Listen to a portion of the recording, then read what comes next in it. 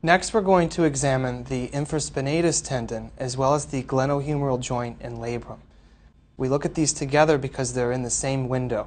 So what I'd like to do is stand behind the patient in this study and use the patient's scapular border as a landmark and follow their scapula across to the acromion that you'll feel.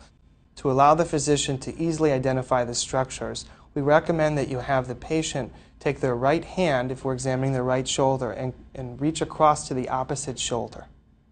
And I place the probe, again facing medially towards the patient, always maintaining contact. What we're able to do with ultrasound, if some of the images appear a bit dark from shadowing, we can adjust with a feature called gain. And there's a control on the bottom of my ultrasound machine that will allow me to brighten the lower aspect of the patient's shoulder. So I'm just going to increase my depth here. Next, I'm visualizing the tendon fibers of the infraspinatus in a fibular pattern, looking for any abnormalities. Oftentimes, if I'm suspecting a problem with the infraspinatus tendon, I'll request the patient to externally rotate their arm. So we're going to have you slowly push with your palm up. Just push your arm out against my hand.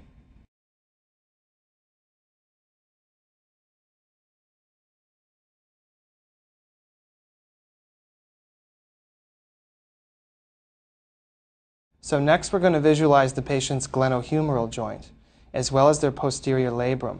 In many patients, we can see their posterior labrum if they have a thin body habitus. And what we're looking for here is the posterior labrum that we can see as a triangular pattern at the inferior aspect of the screen, as well as some cartilage of the glenohumeral joint.